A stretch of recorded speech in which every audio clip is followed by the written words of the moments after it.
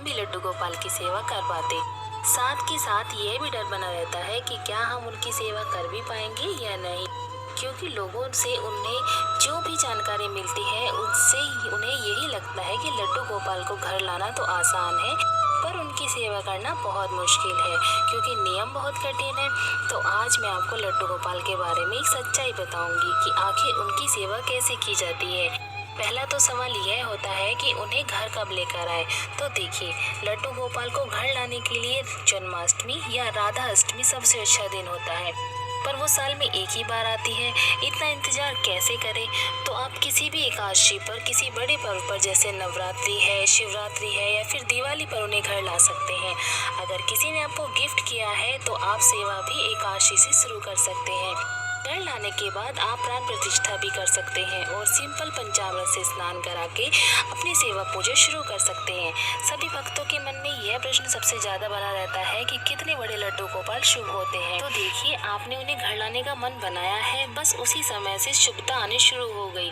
लेकिन फिर भी अगर आप खुद से घर लेकर आ रहे हैं तो कभी भी जल्दबाजी में उन्हें ना लाएं, क्योंकि कभी कभी लोग जल्दबाजी में छोटे से लड्डू गोपाल ले आते हैं। बाद में उन्हें महसूस होता है कि इनका तो हम श्रृंगार ही नहीं कर पा रहे हैं। फिर वे बड़े लड्डू गोपाल को लेकर आते हैं, फिर उन्हें छोटे लड्डू गोपाल की सेवा बोझ लगने लगती है। फिर वे उन्हें किसी मंदिर या पेड़ के नीचे छोड़ आते हैं, क्योंकि ज्यादातर जो लड्डू गोपाल बाहर मिलते हैं वो छोटे ही होते हैं। तो इस तरह से पाप करने से आप बच जाइए। जब भी आप लड्डू गोपाल जी लेने जाए तो 5 या 6 नंबर के ही ले। ठीक है, अब सवाल आता है कि सेवा कैसे करें। नियम कठिन है, लेकिन देखिए, लड्डू गोपाल की सेवा के लिए उनका आपके प्रति मतलब आपके अंदर जो उनके प्रति भाव और प्रेम है बस वही काफ़ी है। बाकी आपको ज़्यादा नियमों के चक्कर में नहीं पड़ना है, क्योंकि नियमों में बंधकर सेवा बोझ बन जाती है। आपको अगर लगेगा कि अरे अब सुलाना पड़ेगा, भोग लगाना पड़ेगा, अब नहलाना पड़ेगा, तो जो यह पड़ेगा शब्द है ना, ये आपकी मजबूरी को दर्शाता है। जबकि भाव आपका यह होना चाहिए कि अब इन्हें भूख लगी होगी, अब इन्हें प्यास लगी होगी, अब इन्हें नींद आ रही होगी।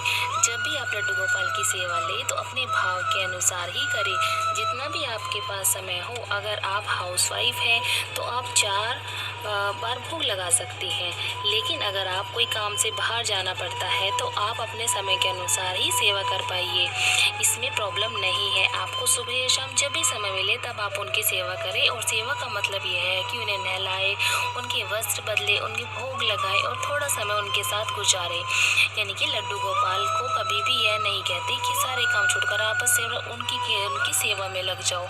हम सांसारिक लोग हैं और हमें भी बहुत सारे काम होते हैं। अगर बच्चे सेवा ले रहे हैं, उन्हें पढ़ाई भी करनी होती है, तो बस अपने व्यस्त जीवन में से जितना भी समय आप लड्डू गोपाल को प्रेम से दे सके उतना दीजिए। कभी भी ये मलालना मन में लाए कि आप ज़्यादा सेवा नहीं कर पा रहे हैं। लड्डू गोपाल जी को भी सेवा चाहिए होगी, वे आपसे ही ले लेंगे, क्योंकि जब भी लड्डू गोपाल आपसे कोई सेवा लेना चाहते हैं तो आपका मन भी अपने आप उस सेवा को करने लगता है, फिर वह समय भी खुद ही निकाल देता है। पर अगर आपके पास जरा भी समय नहीं है और फिर भी आप लड्डू गोपाल की सेवा नहीं कर पा रहे हैं, तो फिर आप लड्डू गोपाल की सेवा ना लें, क्योंकि उनकी सेवा उनके लिए सबसे ज़्यादा आपको कुछ नहीं करना होता। बस एक नियम बना ले कि आप जो भी सात्विक खाएं उसका भोग लगा कर ही आप फिर उस भोग को खाएं। फिर चाहे वह 1 बार हो, चाहे 2 बार हो, चाहे वह आप दिन में 4 बार खा रहे हो, रोज़ नए नहला सकते तो कोई बात नहीं। क्योंकि जो लोग पहली बार सेवा लेते हैं उन्हें डर भी लगा रहता है कि कहीं हाथ से न छूट जाए। आप हफ्ते में 2 या 3 बार भी स्नान करा सकते हैं। शुरू में अगर आप उनको सुलाते नहीं हैं तो सिर्फ हाथ जोड़कर आग्रह कीजिए कि प्रभु अब आप आराम करें। उनके पास पानी भरकर रखें। अगर आप कहीं बाहर जा रहे हैं तो लड्डू गोपाल जी को नहीं ले जा पा रहे हैं तो आप उन्हें घर पर ही रहने दें।